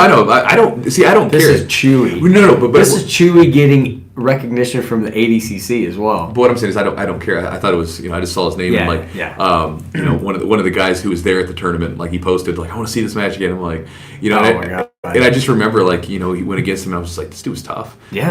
He was a really tough dude. And he's a fun competitor to watch. He's aggressive. Yeah. So how do you handle some of that when you see some names, maybe some big names or some guys maybe you've never heard of? Yeah. Do you like to research certain names? Do you like to kind of, okay, they're in my division and just put it out of your mind? Like, what do you like? How do you process that? And if somebody is newer to jiu-jitsu or they see somebody they've competed against numerous times, like how do you suggest tackling that mental barrier? So let's break it down. So you were saying if I see someone. So let's say a big name. Okay, big name. How do you handle that? Like, what do you say to yourself? I don't care. Like, I mean, because when I first became a black belt, that was something I really struggled with. Because I remember going in the bullpen in my first big IBJJF tournament as a black belt, and I'm looking around and I see guys like Cyborg or Baru. I'm like, oh man, he's here. Yeah. And then I realized like he's wearing a black belt, I'm wearing a black belt. Like, oh shit, what did I get myself into? And I had to deal with that. And there were times where there was guys that I watched. I'm like, oh my God, I'm going against this guy. Oh Jesus, like, and then I did fine. You know what I mean? It's just grappling at the end of it. And then, so you just kind of get numb to that kind of thing. You're like, look, we're all guys doing this. Like, he's just a regular dude. I'm a regular dude. We're just competing. He may be better. He may be worse. I don't know. But who gives a shit? You know what I mean? I don't know. It just doesn't have that same effect anymore. It did at one point where it kind of freaked me out a little bit. Now it's just like, whatever. Like, I want to go out there and try to win too. He's going to try to win, and we'll just see what happens. And just have some fun with it. And with a big name, if it's like someone like, that if you looked on paper, you'd be like, oh, that guy, like this guy's going to win because he's better. Well, then you have nothing to lose, right? It's like he's the big name. You're out there you're the guy that's supposed to lose, so go out there and just go after it and have some fun with it. Yeah, You know we were talking about you had posted that you're going to compete in ADCC and then on Instagram, and then ADCC reposted your post and it's like, we've got Nick Chewy Albin confirmed for the for the tournament. Yeah. What was that like? Was that weird? Like they're seeing you as a big name? I mean, I thought it was funny. Like, it's like, because again, they were doing this thing on their Instagram where they're like, hey, this guy's confirmed, like, this former, ADCC competitor's confirmed, this guy's confirmed, and then, I made the list of that, and I just kind of, I guess because of the influence through social media, it's like, oh, he's confirmed, like, cool, like, I got some, some recognition, I guess. That's cool. That was awesome. Whatever, you know what I mean? But it's neat. We were, I think, probably, I didn't talk to anybody else from the gym, but I was like, whoa, like I called my wife, told my wife, I was like, look, this is a big deal. You guys are probably more cool, like jump. This is a fucking big deal, Yeah, dude. you guys are more about it than I am. Like You're always like that, though. Like, we like to mess with you, and people walk up to you at tournaments and I stuff. know. I remember the first time in Charlotte, I was like in 05. Or, no, not 05. 05, man, it was a long time ago. 2015. Back when I was a blue belt. 2015. Jeez. 16. 16? 16. Yeah, we were out there, and My favorite one was in Atlanta. It was Atlanta. No, 16 was when people were coming up, but in Atlanta in 2017, early 2017, when you and Adam went down there to compete. Remember, you guys? Yeah. So when we were at that one, people were coming up to me and getting pictures and stuff. And I remember whenever the people would come up and get pictures, like, I'm hanging out with you guys, and then behind the people that I'm getting pictures with, all my students would be back there like making faces and then messing with me. And then hilarious. I think it was Brian when he comes up to me, he's like, hey, Chewy, can I get a picture with you? I'm like, oh, shut up. I mean, again, it's fun. And, that's one of the things, I don't know. Nobody's going to walk up to you now. They're going to be like, oh, they're just going to laugh at No, see, that's the thing. So my students do it because they know what kind of guy I am. Like, I'm not like a narcissistic asshole. I'm just a goofball, right? So, like, my students, for you guys listening, give me more shit than anyone. Like, they mess with me about everything. And again, I mess with them. So it's kind of this mutual thing. So it's not like it's maybe not the normal, like, teacher-student dynamic. Yeah. It's more of like a bunch of buddies going out there together. Because I mean, you guys think it's very cool and you're very happy for me. It's not a bad thing, but at the same time, it's honestly, it's you guys have some fun with it, and it's probably for the better anyway. It probably keeps me from ever getting too big of a head, right? I don't think you would. You never know, man. But you might. But you could. I don't know. I don't think so. But man. but if I ever did, I would have my students and my girlfriend to keep me in check and be like, "Hey, asshole." It would be so funny. Like, yeah, I'm big time. Oh my god. Come in with some like sunglasses on tonight. We would make fun of you so bad. Hey, Eugene, can you teach tonight? I've got to go back and do cool stuff. Like I've got to answer some fan mail. Answer some fan mail. God, the worst. This is really how he is, everybody. What a terrible instructor. No, I think the reason why we have such a good environment, why people drive across town, why I drive across freaking 45 minutes. It's because of the bathrooms. Dude, if you ever come to the gym, we're working on them. Please go to the bathroom. And but you know what though? Okay, see, you guys are you assholes are spoiled. No, we're not. The bathrooms are terrible. Bullshit, bro. I'll go to other gyms and I'll be like, man, I thought my bathrooms were bad, right? Like we're improving. Like we're working on the bathrooms are on the list. Do you remember what they were like 2 years ago before we got them like fixed up? I don't know because every time I walked in, I passed out. They were it's probably because Trish is there and she cleans everything. Trish is amazing. She's awesome. She's amazing. Yeah. So, but that's good. Yeah, everything's good. I love the gym. The bottom line, we would go there even if the bathrooms were nice. I know.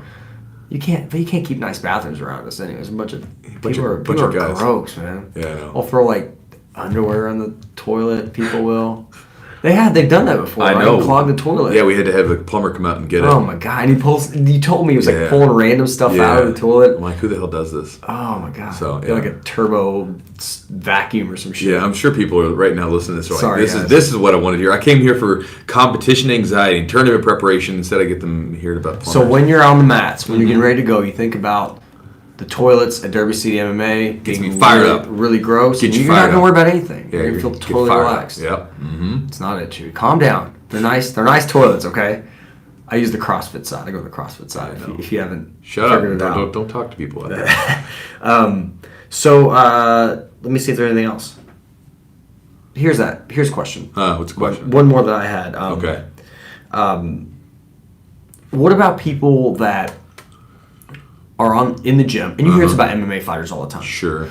They're in the gym and they are getting crushed by everybody. Gets crushed, right? Like they're getting crushed by everybody, and then they go to like an MMA match or a jiu-jitsu tournament, and they're just killing everybody. Yeah. All of a sudden, they like flip the switch, and they're totally different. Like, you've had guys, I mean, I've heard some podcasts, and they say, like, we have this guy in the gym, and we're not going to say who he is, but in the gym, he is getting the shit beat out of him. And then he goes to these MMA fights, and he's in the UFC or whatever, and he's crushing people, doing stuff we've never seen. Dude, I have a good example. What is that? Like, how does somebody do that? I don't know, but we have a guy named Todd. Do you know Todd? Okay, so Todd just came back. Is he a white belt? White belt, yeah. Yes, I think I know what you're talking about. This slender black guy. Yes, yeah, I know. So I rolled with him on Tuesday or something. Yeah, and you were like, someone was rolling with him. He's pretty good. I'm like, he's not new. He's been training for a while. So he was just. He trained for a while back in the day. And what was funny about Todd was Todd would come into the gym, and Todd was never a standout. Todd was never like the guy that you thought was going to kill it, right? But when Todd would compete, Todd just was. He was amazing for a white belt competitor. It was it was the sickest thing. I remember there was a tournament where it was Todd and Mikey Watchmaker, one of my white belts at the time, right? They were in the same division, and Mikey was looking good for that tournament. He'd been training hard and whatever. Mikey gets into it, and he makes it to the semis, loses in the semis, and then Todd makes it to the finals. Todd's submitting the guy with some stuff, just some fun stuff that I was showing one day, like these mounted like triangles and stuff. I'm like, what? I'm like, dude, we didn't even practice that much, but he's just using it. And then he just came back. He's been back for maybe 2 or 3 weeks. He did a competition this weekend. Right, I think I saw it. And Ben Fowler said he was just wrecking everybody. I'm like, that dude. Like, What? I don't know. It's usually the opposite. Usually you don't. It takes a while to get that going. But for whatever reason, he just goes. And I think for him though, I think he just doesn't care. Again, going back to it, because like he literally just does not care. He doesn't give a. He's just like, whatever. I'm gonna do this tournament. And I think because he doesn't have so much on the line for it, his self-identity is not made up by this competition win or loss. He's just like, whatever, let's go have some fun. And he just goes out and does his thing. That's awesome. I mean, I think that, honestly, I don't know, but I think that's what it is. I think it's like when you get people that just, when they get out there to the competition and they're able to just let go, that's where it is, right? I think that, to me, that's the magic of it, because when you can let go and get out of your own way, you can let yourself really go after it. But if you don't let go and you're sitting there stuck in your own head about like, what if I lose? What are they going to think about me? And all that crap. You're just getting in your own way and you're holding yourself back. Like we talked about at the beginning of this podcast. Yeah. Yeah. We had a kid, when Adam will probably remember this, we were at Highlander. I forgot the guy's name. He was a white belt, young kid. We all did a tournament together. It was maybe like it was like one of the Seneca's tournaments. Yeah, Pro Gear. So this guy, he's a white belt, and he's like, he doesn't do anything crazy on the mats. He goes in there, he literally flying arm bars, Nice. like 2 guys in a row. Nice. Flying arm bars the first guy in like 10 seconds. I remember this. Yeah, I remember. Do you remember this? I was there. I wasn't. I wasn't there with you guys, obviously, because I was on a different team. But I remember seeing it, and I was like, "Whoa!" Like that dude just like. What just the hell, man? We were looking, and we're like, "When the hell has he ever done that?" It was amazing, and like he just did it, and I think he won. He was a good competitor too, Yeah. and I think like you said, he just didn't care. Didn't care. He's a young kid. He's like, well, "What am I? I got nothing to lose. I don't have responsibilities. I'm just go out there and Just do it. I have nothing on my mind except a little jiu-jitsu. I'm gonna try to win some stuff, and That's it. yeah, I know, it's crazy. Like I think that it's true. You worry about less stuff. Like for me, if I compete consistently, the newness of the tournament isn't there. There's not as much anxiety. I care a little less. I'm more comfortable. I'm not wasting energy. Sure. Being nervous. Yeah. Obviously, being nervous is good.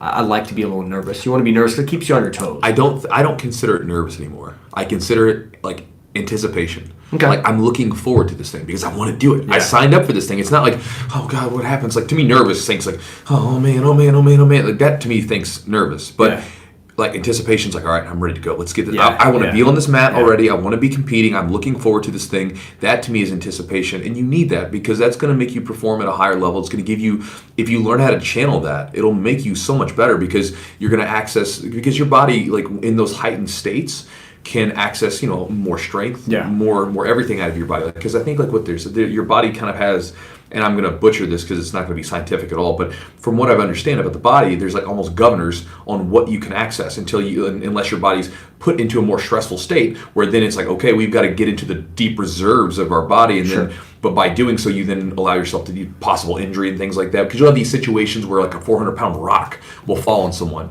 And under that extreme stress, they're able to push it off. Whereas they would never in their daily relaxed life be able to move 400 pounds. Right. Right. But because of that stress has been presented to them, they're able to access more of what their body has potentially. And so, like when you get into these stressful situations and you got that anticipation going, you have access to more of your body than you think. And I think that's a good thing. So awesome. Cool. Wow. That was intense, man. We're going. We were really getting after it. Let's do some Q&A. Q&A, guys. And again, if you guys have any suggestions or any requests for the podcast, we're going to look through these. But if you have any requests for the podcast, people you would like to see, let us know. So this way we can try to make some, because we're going to plan some guests out here now that we're kind of getting the hang of this thing with you guys. And want to kind of, have some fun and get some new guys on there. And there was one question I wanted to touch on first because I saw it, and it's actually from one of our new students named Jeff. Jeff says, How long should a white belt train before going to a competition? It's a very subjective question. I would say you at least, there's never a perfect time. Like I came from wrestling. I've watched a lot of jiu-jitsu matches and stuff before I even did jiu-jitsu. I used to wrestle around with my buddies and practice submissions that we could find online, which wasn't much back then. And then I started training for 2 weeks in jiu-jitsu. I competed afterwards. I took second place in the tournament in the gi and then lost in the no gi. Weird, right? Straight out of wrestling.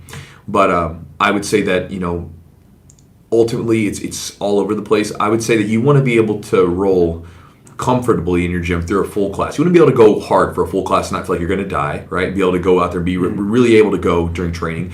And if you feel like you don't have a complete feeling of being like, I'm lost, right? Because you don't want to, like, when you're a white belt, a lot of times people come in and they're like, I don't know what the hell I'm doing half the time. That's going to happen to some degree, but there's eventually a point where you feel like you're going, and at least you're able to kind of move without this feeling of being lost. If you have that and you've been training for a couple months, you don't feel like you're dying every roll, it might be a good time to try one out if you want to compete. And again, when you do them, just like Eugene was saying, like kind of string a couple together to kind of get rid of the anxiety and stuff. With that, when you compete, don't put too much pressure on yourself for those first couple tournaments because more than likely you're going to mess some stuff up.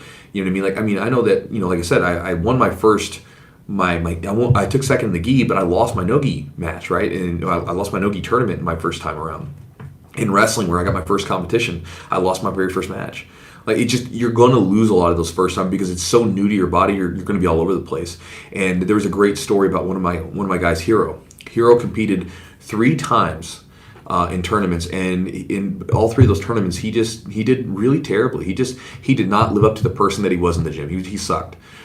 That said, his third tournament, like around, I think it was third or fourth tournament, he came out of the woodwork and he was just wrecking fools, right? Looked great. And it was just coming out. And then after that, he was able to kind of string some tournaments together and he looked good.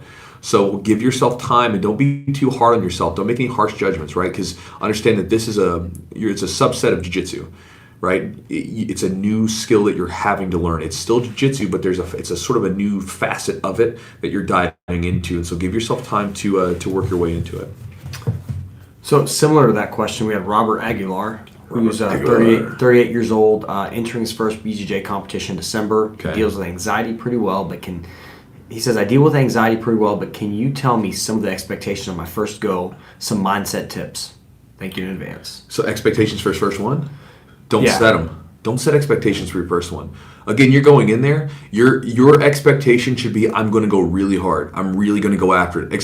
That's the only thing that you should expect from yourself, because if you go in with expectations of the end result, sometimes those are not necessarily in your direct control, right? Like for instance, if I go into the gym, if I have the expectation that when I roll with, like if I'm a white belt, when I roll with my black belt coach, I'm gonna beat him today. That's my expectation for training. I'm gonna beat him. You don't have control of that. That's a 2-person thing, and if he's better than you that day, then you don't have. It is what it is. Right? Your expectation could be, I'm going to do everything that I can to try to beat my coach. I'm going to learn from what I did last time and try to beat him. Or if you go to a tournament, like, look, I'm going to go 100% for that takedown right at the gate. I'm going to push, whatever it is. Make your expectation solely about what are you going to try to do that competition, like that kind of stuff that's within your direct control.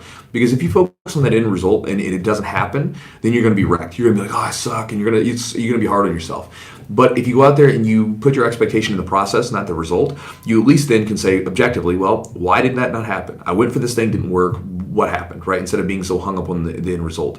And especially in your first couple tournaments, I would say do not be so focused on getting the win. It's about doing the damn thing. Right. Because so many people do this. They either don't compete because they're scared, right? This happens. I've known plenty of guys that later on, as they were higher level belts, they told me that the reason they didn't compete beforehand is because they got scared. They didn't want to go out there and do it, right? It was too nervous for them. So you're out there doing it. That's number one. Step out there and compete if you want to compete. That's number one. Number two is keep doing it. Because if you lose your first tournament, there's a lot of people that get discouraged and they say, competing is not for me. How do you know? You never did it, right? Like, it's like a baby trying to walk and the baby falls over the first time and says, walking's not for me. I'm going to go sit in the crib and lay down.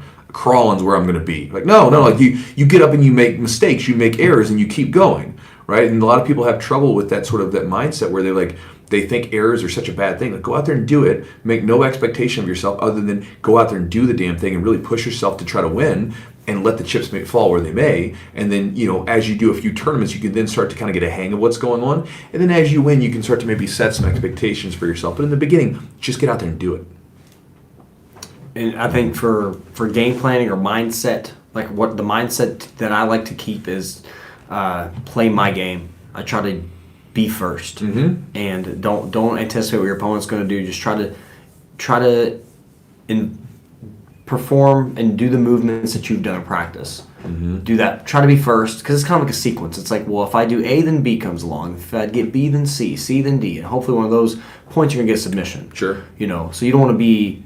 Obviously that's not always the case, but if you're first and they're going to be playing defense, and hopefully you're going to be able to continue to attack and be in the position you've been in before and be comfortable there. Well, the thing is, you have one way to win, and that's by using your technique successfully. So if that's that has to be your focus, because if you're focused on all the other stuff, it messes it up. So your focus should be simply, your mindset should be, I'm going out there to hit my techniques that I've been working on, have a game plan in place. What's your first takedown? What's your first guard pull? What's your first sweep? What are you going to go for? And then make it happen. All right, let's do Kurt Nobranis. Okay. It says, I'm too skinny for BJJ. Bullshit. There you go.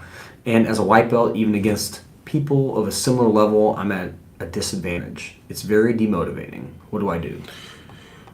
Well, if you don't want to be so skinny, you can start lifting some weights, start eating some food, and really put some forth, some effort. And for anyone that's like, man, I've tried that, right? I'm like, here's what I say to people that are real thin. Write down what you eat. And then begin to sort of keep track of it. Because I used to I had a buddy of mine years ago who told me the same thing. He said, oh man, I can't gain weight, I'm too skinny. Okay. So then I asked him, I was like, write down what you eat. He wrote down what he ate. He ate like 2 meals a day. I'm like, bro, you need to be eating like 4 or 5 times a day if you want to gain weight. You got to eat like it's your job, right? Now, that said, you can lift weights, get bigger. But ultimately,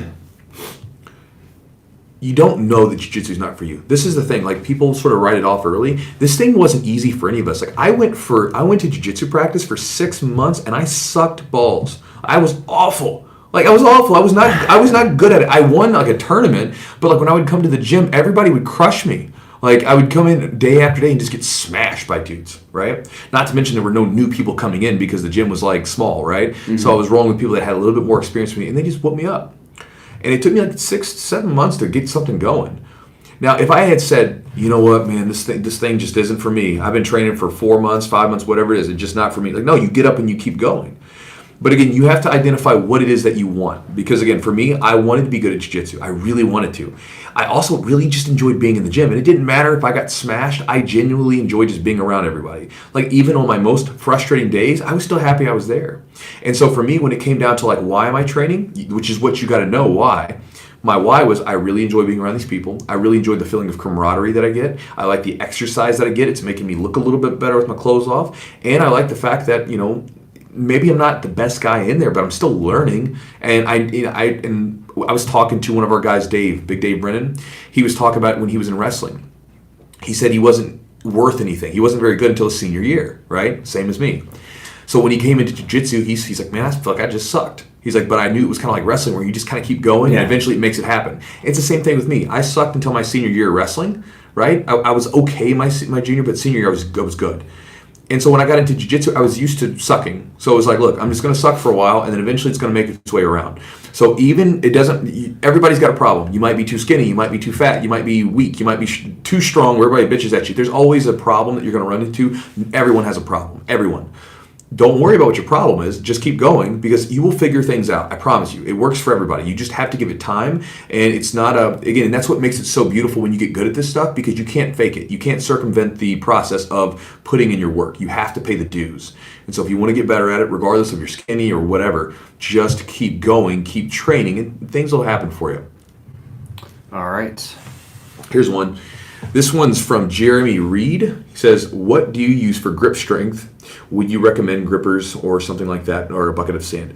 Jeremy, here's what I do for grip strength. First thing is I do grip fighting rounds. I focus on my grip fighting. It seems like such a simple thing, but bringing awareness to your grips and working those things will give you a lot of grip strength because you get used to gripping people in jiu-jitsu. It's one of the first things that I do when I roll every single time. I really focus on grips. That'll help. And then when you lift weights, like you should be lifting weights, I would imagine if you're lifting weights, I don't really like the buckets of sand. I just like to do things like deadlifts. Like, so when I do deadlifts, I will lift deadlifts as heavy, like if I'm doing heavy, I'll go as heavy as I can before my grip goes, and then I'll put straps on, but I'll try to go heavy and do those sorts of things. Farmer's carries are great, but ultimately, what you'll find is that if you focus and bring a lot of awareness to your grips when you're training in jiu-jitsu, they just get stronger over time. It's just what it is. It's one of those things where you can't, that grip strength that comes from an old grappler that's got that grip on you, you cannot, there's no way to replicate that. Mm-hmm. You know what I mean? Like, because it's not just a tight squeeze, it's sensitivity to the grip, how the person's moving, and it's also, I can't quite explain it. Like, I can have an old power lifter, an old strongman grab me, it's a really strong grip, but when you have someone that knows how to grapple and they know how to move with that grip and they know how to hold it just the right place, that's a different type of grip. It's not just strength, it's also the way that they hold it, and they know how to release it and re-grab it, all that sorts of things. So, and they have a certain endurance that goes with it. So there's exercises that you can do. Look those up. Add them to the end of your workouts. Don't make them the main bolt or the focus of your workout. Add them after you'd already done your bench press, your deadlifts, your squats, whatever you did. Add in a little grip work if you want to. But ultimately, you also have to do some grip work in the gym. Yeah, I agree, and you can't. You got to be careful not to overtrain too, because you don't want to over practice gripping too much, because you can cause some irritation, some injuries. We were doing all that back stuff right here. I got some tennis elbow from doing this rolling, fighting the wrist a ton. So both of my elbows from fighting the back for like 6 weeks, dude, they're super sore for it took about like 4 weeks to get them to relax. Yeah. As far as grippers go, like there's a book, I can't think of it off the top, but it's like this old school grip. This guy was like a world champion gripper and stuff, and he uses different stuff, but like one of the things that he showed was using a gripper, but using it maybe in the positions you would be in. So like that's going to help with the length tension relationship of the arm. So when you do a lot of your gripping, is your arm at your side? Not all the time. A lot of times your arm is reached out. Depends. So maybe extend your elbow, straighten your elbow all the way, or reach across and work on gripping there. And then as you're like working the grip, pulling back, or doing like using the gripper with movement. That's a big thing that I saw, and that's going to help with muscle memory as well, just to build some strength. So. Rich Simmons is in the Facebook group right now, and he says, everyone heard it, Chew uses straps when he lifts. And so it's an inside joke with it. So basically, Rich is a big guy, he lifts weights, and he was talking about he was doing deadlifts, and he was using straps. And he was doing deadlifts with there was like upper threes, maybe fours or whatever. And I told him he was, if he ever wanted to lift like a man, he could go and take those straps off and lift that deadlift. And so it's been kind of an ongoing joke. Today he posted on his Instagram, he's like lifting 405 without straps. Or he'll get to 425, excuse me. I take that back. Yeah. Somebody did mention Mike said something about, is that Mike Little? Mike Little, What's up, Mike? He said something, as far as IBJJF versus local attorneys, IBJJF costs way more. Sure. And he feels like it's, it's a bad call. It's costly for a lot of, people, and local terms can be a lot cheaper. Mm-hmm. But I also think that you get what you pay for. If you run a really good tournament, if you run a really good local tournament, you can charge more if people feel like it's important. I think, like we said, there's a prestige to an IBJJF tournament. There's an experience. You get like a T-shirt, blah, blah, blah, that kind of stuff. You get a medal if you win. It's a nice medal. Mm-hmm. I think it's got you see these top of the food chain grapplers compete consistently in IBJJF, so it's got more merit, I feel like, than just a smaller regional. So they can charge. I don't know if they should. I don't know if they should charge as much as they do, but they can, and people are still going to pay that. It's like Nike or Jordan or whatever. Like those shoes aren't worth $250. but they'll pay it. You're going to pay it because it's a limited edition or whatever it is. Because you're paying for the name, and I mean the thing is they do run a really and well-run tournament. You're paying for the product. product. The product's very good, and so I mean it is what it is. And my thing is jiu-jitsu is just not cheap anyway. You got to buy gis. There's rash guards. Gym dues are a little bit more than say like a weight training gym or something like that. But to me, it comes down to this, man. Like most people spend their money. They'll spend $100, $150 on some bullshit every week, every month, right? You'll see like, I went out into the bar and got hammered. Well, you could have. There was your tournament dues, right? Like you could have done that, right? I mean, because I know that when I was a young kid, right? I was young, man. I was like, 18, 19, 20, 21. Like, I was broke all the time, right? I didn't have any money. Like shit, dude. Like my buddy, at one point in my life, we were living in a studio apartment. I worked first shift, he worked third shift. We were both in school at the time, and we would just we were there at opposite times, but we lived in a studio apartment, right? Like I mean, it is what it is. Like we did what we had to do. But I would train and go compete all the time, and I was like, look, I can either go out and waste my money on drinks and stuff like my buddies, or I remember there was one time my buddies were like, hey man, let's go to the strip club. I was like, I ain't going to a strip club. He's like, why? I was like, I got a tournament next week. I got to save my money. I was like, sorry. Like, I you make sacrifices for what you want. You know what I mean? So to me, it's like people, I hear people like they say, oh, I don't know, man. Like, you know what I mean? Even with like, with tournaments or with like gym dues, like, look, man, like, what do you want to do? What do you want out of your life? Like, I was a young guy. I knew exactly what I wanted to do. And this is what I wanted to do. And that's what I want to do. I don't care how much it costs. That's what I want. Right? At one point, I was a kid who was like 18 years old paying for my gym dues and my buddy's gym dues because I didn't have a car at the time. So I was like, hey, if I pay for your gym membership, will you go with me? It's $80 a pop for both of us, I believe. Mm-hmm. It was $160 out of my pocket back in 2003 when I didn't make any money. I was broke. I was working at like, some side jobs and stuff, like doing like, stuff at like a restaurant. Yeah. I didn't have a lot of money, you know what I mean? But all my money went into this thing that I wanted. And so I think a lot of people, they'll say, oh, it's expensive. But it's like, it is expensive. It is expensive. It's a good tournament. It's well run. I think that you can justify that it could pay, you could pay more for that tournament. There are some good tournaments that are run for cheaper. Right? There's plenty of good tournaments. For sure. Like Klingerman and them run a great tournament. Dustin Ware runs a good tournament up in Ohio. Fuji does some good tournaments. There's plenty of good tournaments.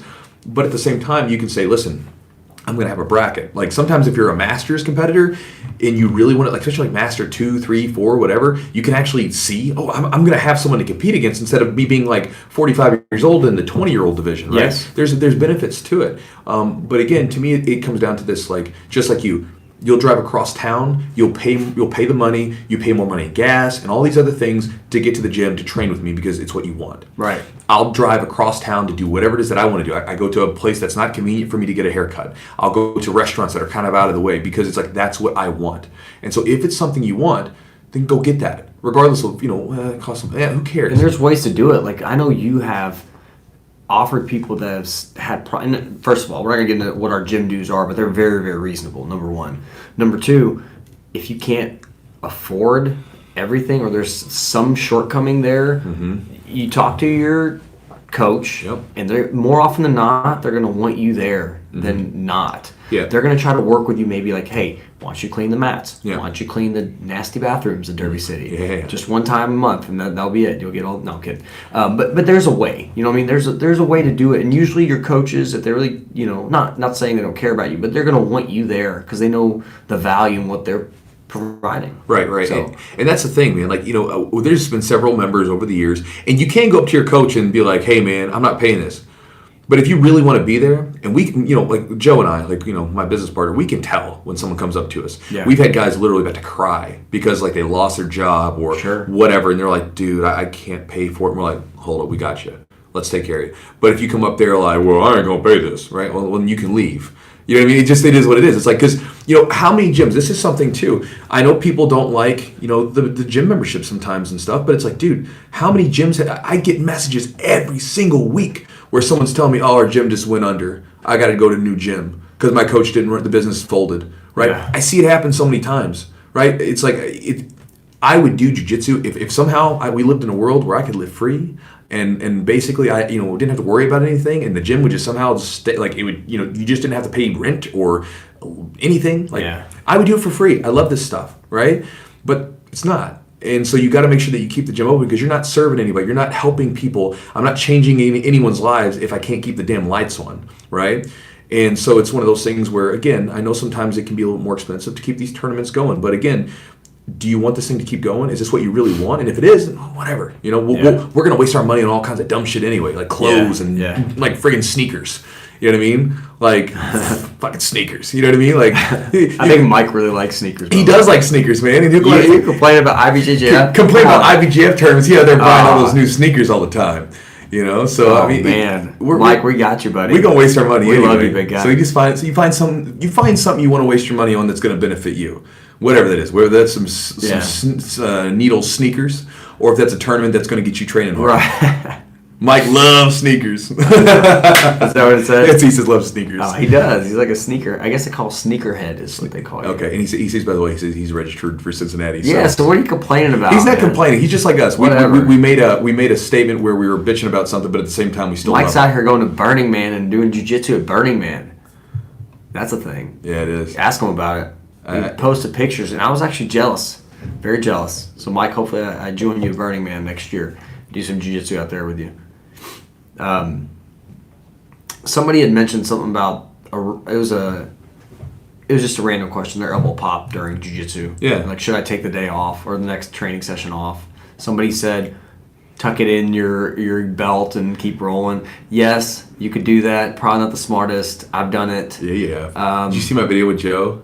No. I was talking about that. I was like Eugene will. Did you call me out? Yeah, I did. Dang. So it's like Eugene will tell you what to do, and I actually take Eugene's advice. Like whenever he gives me some workouts This to was do, like 3 months or whatever. after my injury. So like Eugene will give me stuff to do all the time so that I can stay healthy. But then him trying to take his own advice is hilarious because that damn dude. Like I was talking about in this video with Joe, we were lifting weights, and I was like, man, Eugene will strap his hand up and put it in his belt, and then he'll like try to come at you, and when you try to take it easy on you, he'll be like, no man, fuck that, let's go hard, and he'll be like coming at you with one hand like Honda or something from Street Fighter. I'm like, man, back off, dude. Like, I was trying to go easy, and you're like pissing me off. Stop it.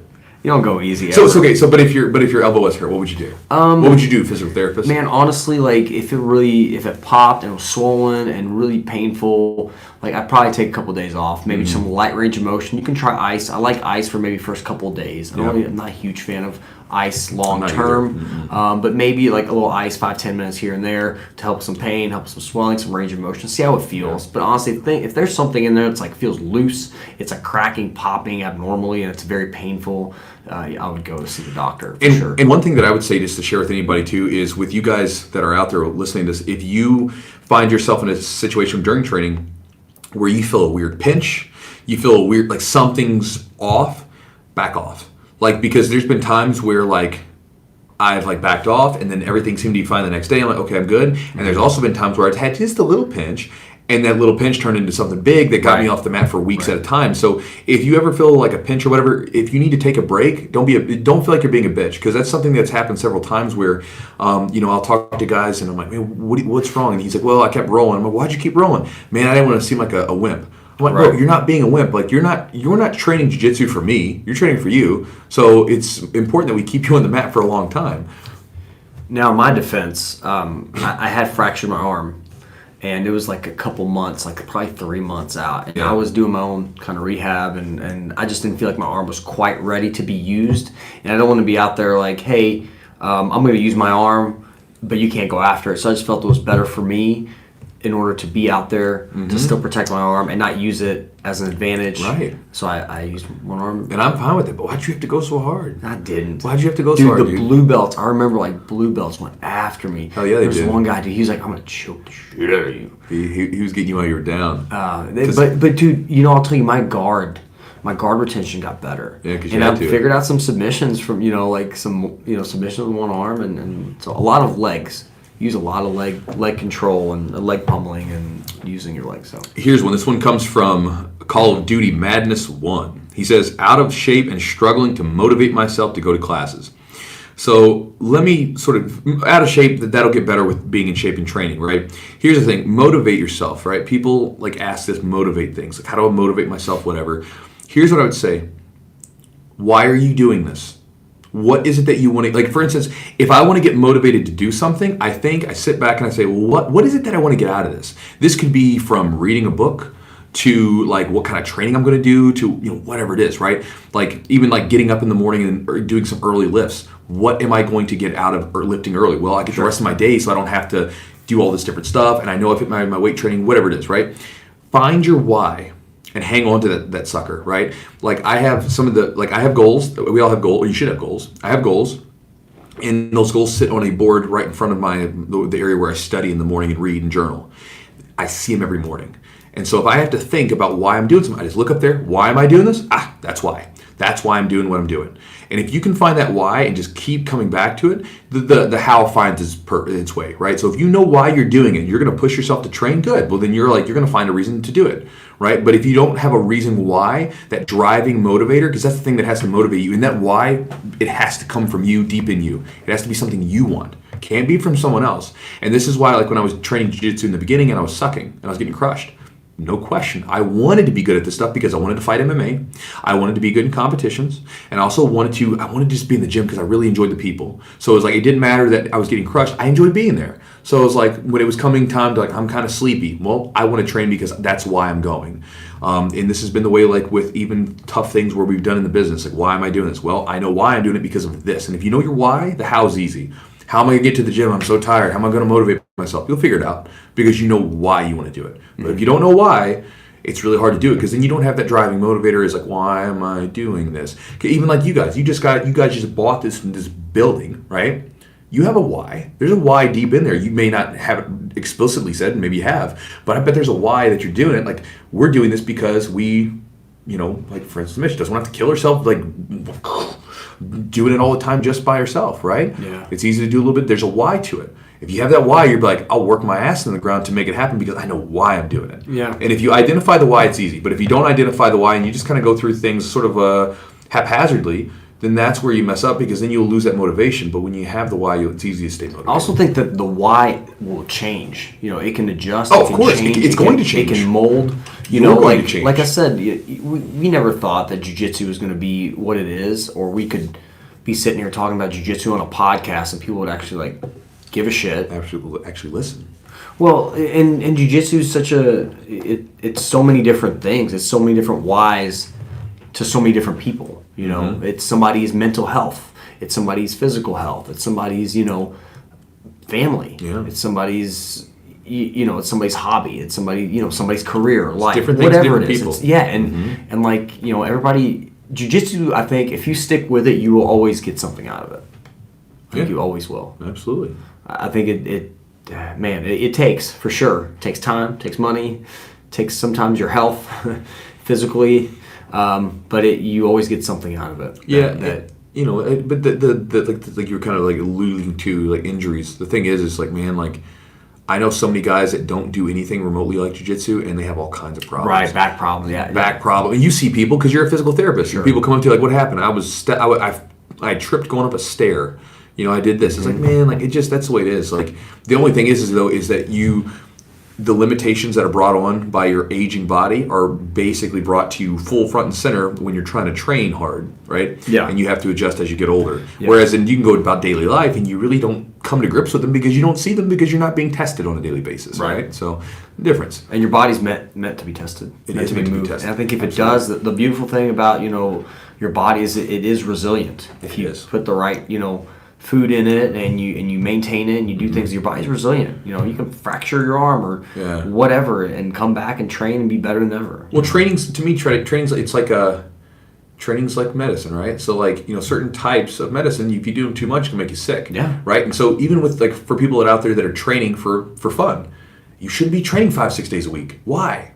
Like you're not competing, you're not trying to be world champion, you don't have to train that much. You're gonna hurt yourself, right? You can come in 3 times a week, gonna be solid, right? Maybe do a little weight training in there. You can do weight training, right? But then what happens if you weight train every single day?